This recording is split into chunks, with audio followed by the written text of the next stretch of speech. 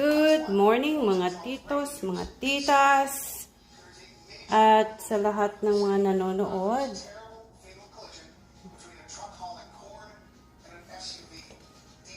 Ito ang nadatnan ko pagkatapos kong maihatid yung aking mga alaga. Kasi naghanda sila ng kanilang mga lunch. Kaya ganyan ang itsura. Siyempre ako, yan ang gagawin ko ngayon.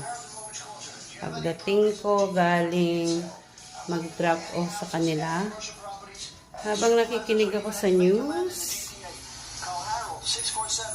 may app ako ng 5TV.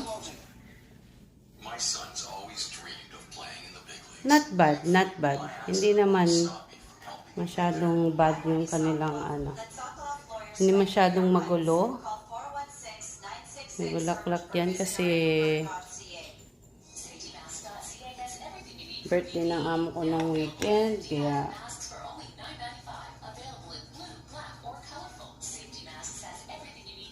so, tignan natin kung gaano ako kabilis mag-tidy up sa kalat na yan.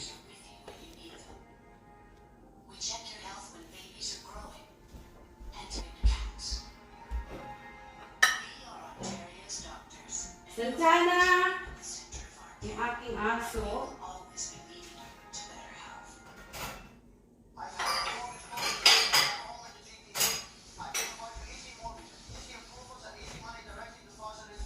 So, una kong ginagawa, pinukulit ko muna itong mga kalat nila. Lapit ko dito sa sink.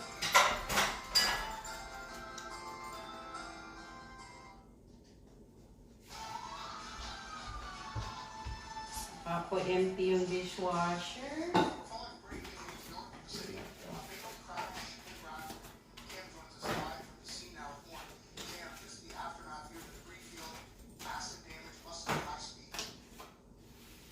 Stsy, come here. Narinig yung... Come.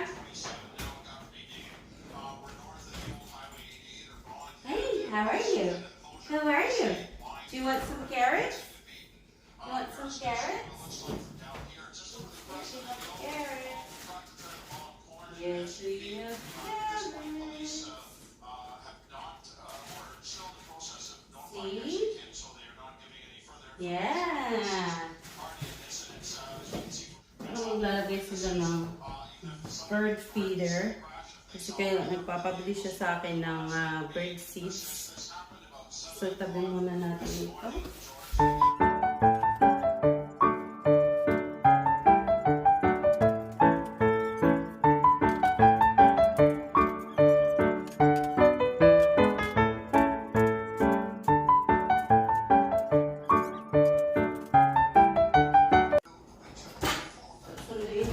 Alaga kung isa ng 1 o'clock. So, Alexa, set an alarm for 12:30 p.m. today.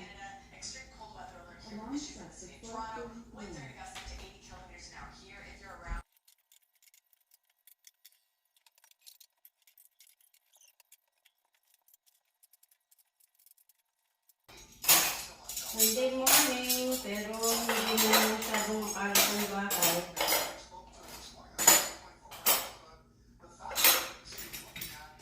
Medyo marunong silang, ang mga amo ko marunong silang magligpit. At inuutusan nila yung mga anak nila na magligpit ng ginagamit. Kaya, hindi naman lagi, pero pag may time talagang inuutusan nila sila. Pag hindi na tuyo, pinapatuyo ko muna dito sa dish rack. Mamaya lulutuin ko to pasta para meron silang ready na gamitin sa mga bata ng mga bata pag weekdays.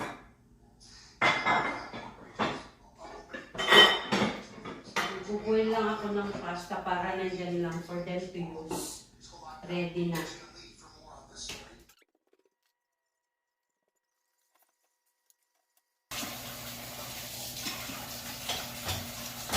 Pag naglalagay ako ng mga baso, lalagay ako ng mga maruruming plato sa dishwasher. Inaayos ko yan lahat.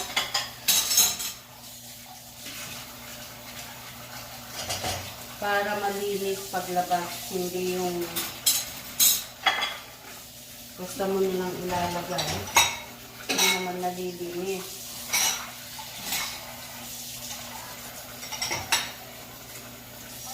Babalik ko yung iba kasi hindi nalilinis. Sila kasi ang naglagay last night. So,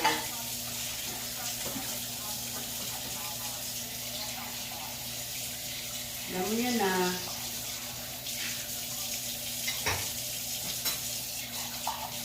basta ano na yan, basta lang mailagay. Ganito eh.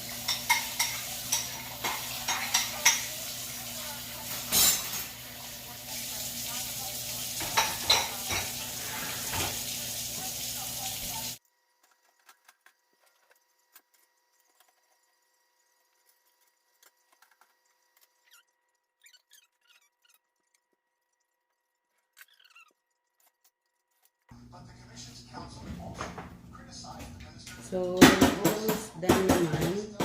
It's not that bad. So, ito ang ginagawa ko pagkatapos ko talagang i-drop off yung mga alaga ko. Sinasunod ko yung kusina, and then naakyat ko sa kwarto yung mga amo ko. Actually, hindi ko lang ginagalaw muna yung mga kwarto ng mga alaga ko kasi wala na akong time. Mamaya susunduin ko pa yung isa na uuwi daw yung panganay. Ewan ko kung anong nangyari, pero kailangan niya yatang mag-work ng ilang homework niya. So, yung pagpunta ko sa school at yung pagbalik ko, ano na naman, less hours na naman yun sa mga magagawa ko sana dito. Anyway, okay lang. Kasi yan naman talaga ang work natin.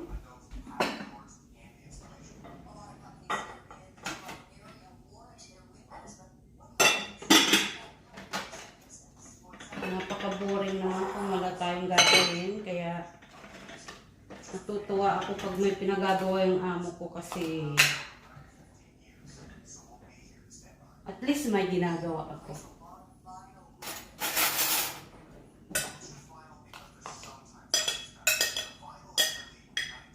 So, hindi ko na maliit na Tupperware ito kasi konti naman na rin. Pero alam niyo na sila, kahit kakapiranggot, kung saan nilagay, ilalagay na sa ref lahat. Oh.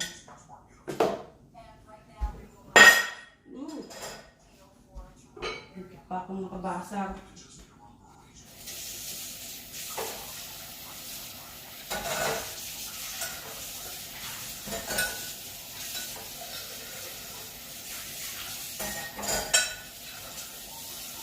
Buti na lang mababait yung mga ano ko, pero lahat naman ng mga naging amo ko mababait. Kaso yung iba, syempre may mga iba't iba sila ng ugali. Yung iba masyadong minomonitor, pero parang wala akong naging amo na minomonitor lahat ng galaw ko. Kasi ako, pag nararamdaman ko na medyo tight sila sa akin, aba, sabi ko hindi ako para sa inyo, maghanap kayo ng iba.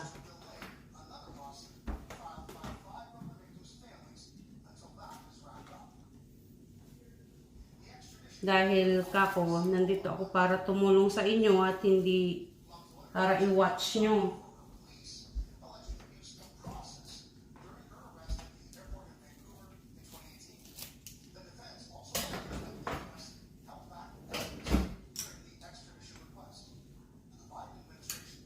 Kailangan lang lahat ng mga ginagawa natin, whatever job we have, kung ano man yung ating mga trabaho, kailangan lang natin itong mahalin.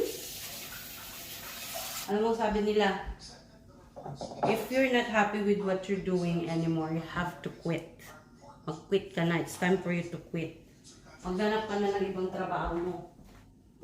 Sa mga kagaya kong nani, kung hindi na kayo masaya sa amo nyo, it's time na maghanap kayo ng ibang amo. Meron tayong mga rights at karapatan nating humanap ng trabaho na kung saan tayo ay masaya. Kasi tayo pumapasok sa trabaho para meron tayong maging resources para mabuhay, di ba? Kung nagtatrabaho ka, napapagod ka na, tapos hindi ka pa masaya, hindi naman fair yun sa'yo. Kailangan mo ng pag-isipan. Kahit mababa ang sahod, kahit sa anong klaseng trabaho yan, kung masaya ka sa ginagawa mo, go ahead. Kasi hindi yung dami ng sahod ang papasaya sa tao. Although, syempre, kung malaki na yung sahod mo, tapos masaya ka pa sa trabaho mo, edi well and good. Lalong maganda. Diba? Pero kung miserable ka naman sa amo mo or sa trabaho mo, kahit ikaw pa yung CEO or something, kung hindi ka naman masaya, ko lang, yun lang ang pananaw ko. At yun ang naririnig ko sa mga ibang tao. Kala lang ng iba, ang pagiging yaya, ang pagiging kasambahay, ang pagiging katulong, madali. Kaya dyan sa mga amo ninyo na sabay-sabay ang pinagagawa sa inyo, you have the right to refuse. Pwede kayong mag-refuse. Sabihin niyo hindi ko kayang gawin yan.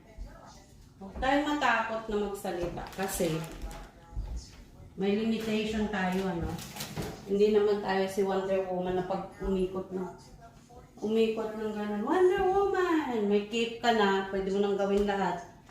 Hindi yun totoo. At sigurado ako ngayong pandemic, maraming mga amo na na-realize ang hirap ng trabaho natin. Kasi, ito na lang amo ko sinasabi nila, we can survive without you. So, hopefully, yung mga amo nyo din ngayong pandemic, na-realize nila na kailangan nila tayo. Marami rin nagtatanong, bakit gusto mo pa rin maging nanny? Bakit ayaw mong mag-aral o kung ano man at gawin ito? Sa akin lang, masaya ako Masaya ako dito. Nag-progress na rin yung aking gusto kasi habang nagkakaedad, gusto mo na rin yung mas tahimik. Mas gusto ko na yung ganito na nag-maintain ng bahay. Hindi ko naman ginagawa lahat ang linis dito kasi may taga-linis kami na deep cleaning, pero mini-maintain ko yung kalinisan. Kasi syempre ako yung ikot ng ikot dito tapos marumi at disorganized. Ayoko nang ganun. Gusto ko maayos yung iniikutan ko, malinis. Makagalaw ako freely kapag kape nga rin. Coffee is life.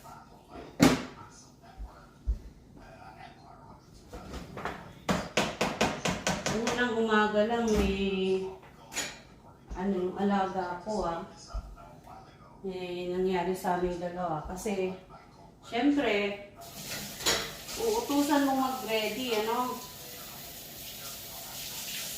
kuhanin mo na yung mga kailangan mo, lagay mo na yung headphone mo sa bag mo, kailangan mo nang kuhanin yung iyong sweater, lahat-lahat na, kasi we're leaving, kasi kailangan namin umalis ng 8:05 dito dapat sa bahay. Kaso, we end up leaving at 8:15 na.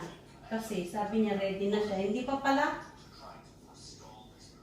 Tapos, ang masama pa nito, gamitin ko ito mamaya. Magluluto ako ngayon ng, lulutuan ko sila ngayon ng beef stew.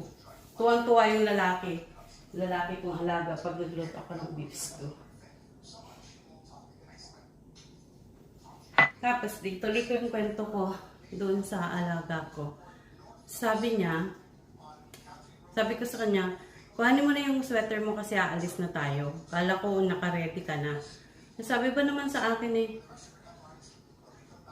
Brenda, you don't tell me what to do. Panting yung tenga ko, na uminit yung aking earlobes. Talaga, sabi ko, what? Hindi mo pwedeng sabihin yan sa akin. Sabi ko sa kanya, hindi mo pwedeng sabihin yan sa akin. Kasi nandito ako para i-remind sa'yo yung gagawin mo. At nakapakinig talaga siya ng sermon. At sinabi ko sa kanya, dalawa sila ng alaga kong isa pa na hinahatid ko kasi magkapatid. Iisa lang yung kanilang school. Sabi ko, alam mo ba na hindi lang ako nandito upang maglinis ng kwarto mo, magluto ng pagkain mo, mag-drive sa'yo sa school, kundi nandito din ako para magturo sa'yo kung ano yung mga dapat mong matutunan habang ikaw ay lumalaki. Katulong ako ng mami at daddy mo dyan. Sabi ko sa kanya. At nagkataon din na yung lalaki paalis na kanina na ihatid din yung anak niya kasi blended kasi itong pamilyang ito. Sinabi ko kaagad sa kanya. At kinausap niya nga yung bata, nag-apologize naman. So, that's good. Pero talagang pinagsabihan ko pa rin sila sa kotse kasi you're the child, sabi ko. Ako yung adult, makinig ka sa akin. Hindi mo dapat ako pinagsasabihan ng ganyan, sabi ko. So, for sure, mamayang gabi kakausapin din ng mami niya. Huwag natin hayaang binabastos nila tayo.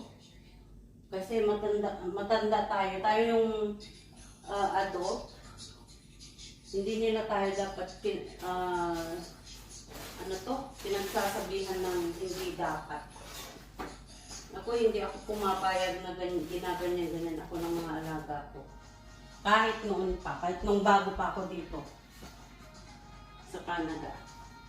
Huwag tayong pumayag. May mga karapatan tayo. Bilang mga nagtatrabaho at meron din tayong mga karapatan na mga alaga natin. Naku.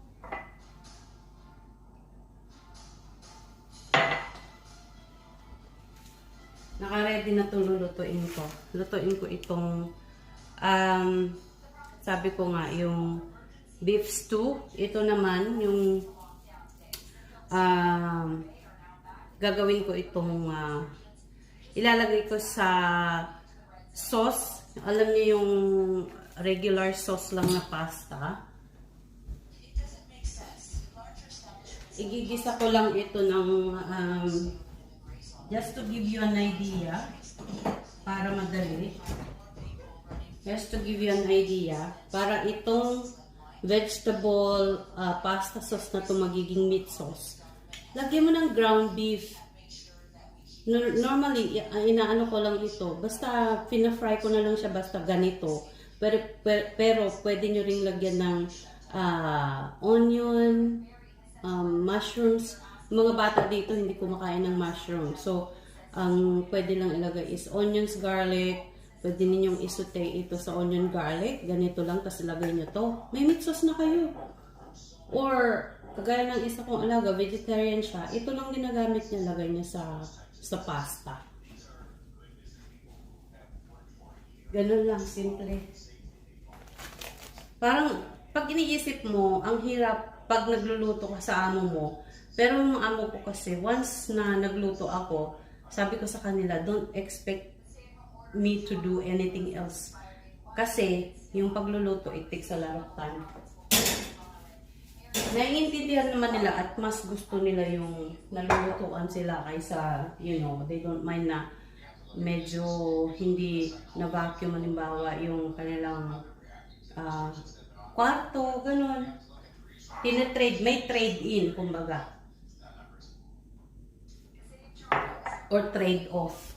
Gusto ko nang linisin itong kusina.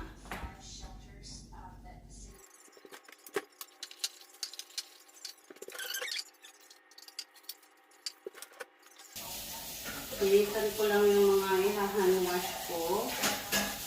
Yan ang done here.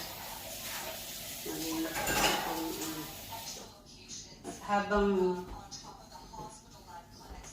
magbuboil na ako ng water para sa pasta, habang hinahan wash ko yung mga kanina magbuboil ako ng pasta.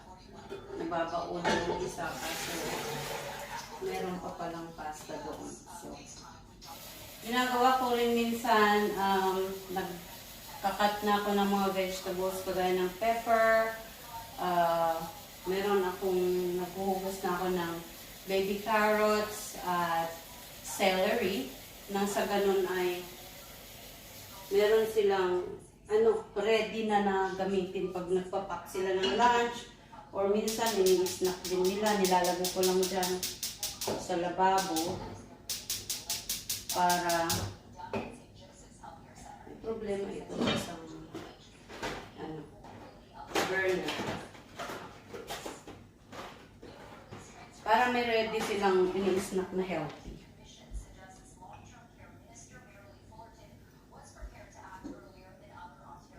Kahit mga fruits, nililinis ko na kasi hindi nila kakainin once na hindi mo nilinis. Nandyan lang sa fridge hanggang mabulok.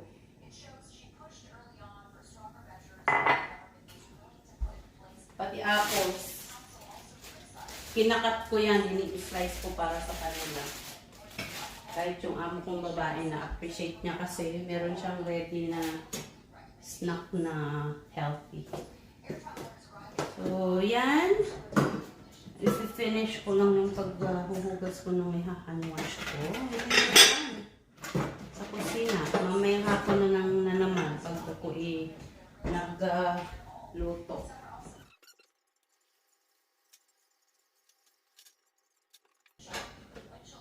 What, Santana? You saw squirrel? Is there a squirrel? Buti na lang meron akong kinakausap na aso. Makulit din siya minsan.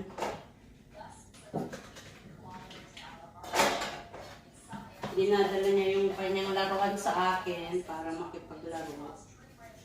Kung busy ako dito sa lababo, minsan naapakan ko pa siya dun sa may paanan ko kasi kung saan ako nakatayo. Gusto niya doon din siya nakahiga.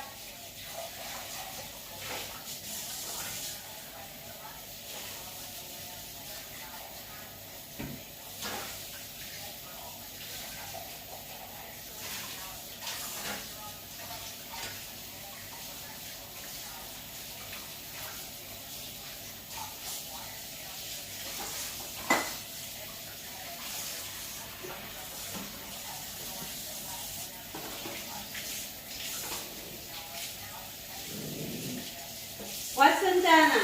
What do you see? What do you see? What do you see, girl? Huh?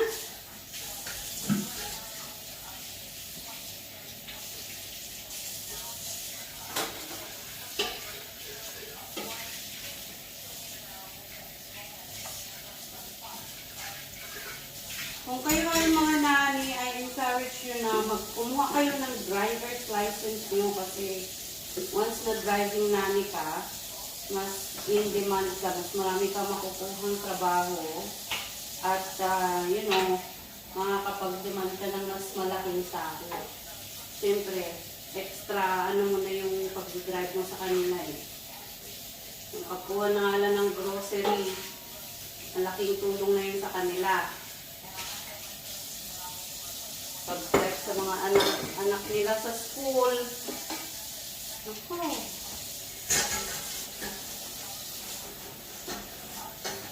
Siguro ngayon na nasa house silang nagwo-work, eh okay lang sa kanila, pero pagbalik nila sa office, mahirap na yung sila pa'y maghahatid sa anak nila sa school. So, huwag kayo matakot na mag-drive. Ako noon, takot na takot yung asawa ko sa akin noon na pag-driving ako sa Pilipinas. Natakot siya kasi nervyosa na ako. Pero, nung nandito ako, nung loob ko kasi, nakita ko yung advantages ng may driver's license ka. At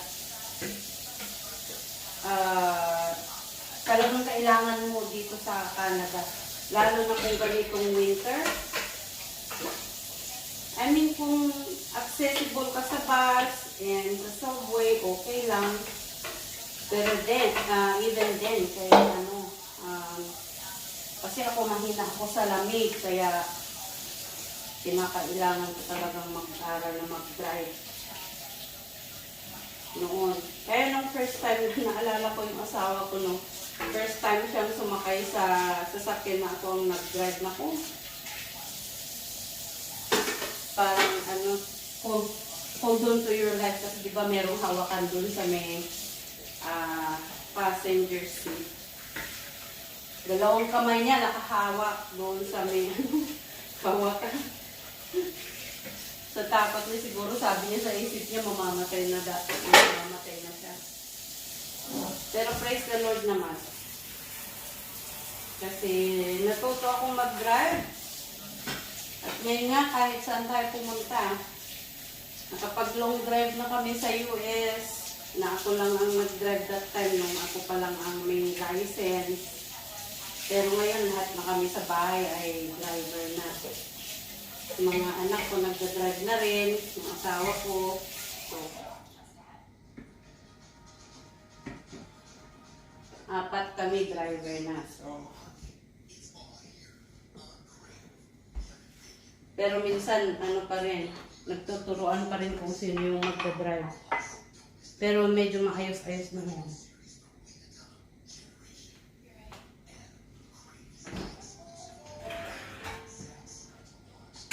Nakasteady lang itong chopping board ko dyan kasi anytime na kailangan ko nandyan lang siya.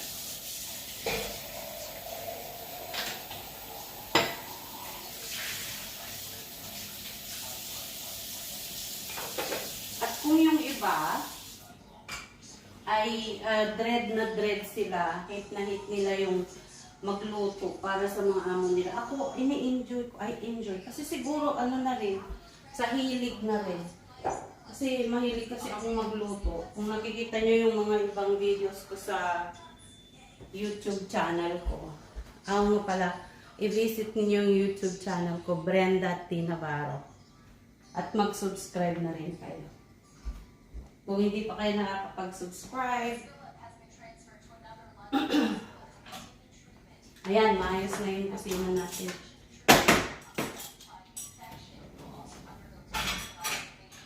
Pwede na ako mag-move on sa next job. Ang isusunod ko ngayon, pero since lulutuin ko yung pasta, ang isusunod ko ngayon yung kwarto ng amo ko, aayusin ko lang. Habang inaantay kong mag-boil yung water. Pero sa ngayon, dito na lang tayo muna. And sa susunod, ipapakita ko rin sa inyo kung paano ko, ano yung ginagawa kong iba pa. Yung pagtatidy up ko ng rooms nila, yung paglilinis ko ng bathroom. Kasi alam ko yung kung hindi kayo OFW or kasambahay or nanny or yaya, hindi ninyo yung mga routine namin. So, ipapakita ko sa inyo just for fun. Just for fun. Para malaman nyo rin na hindi napakadali ng mga trabaho namin. So long. Enjoy your day. Have a good day at see you next time again. Stay safe. God bless everyone.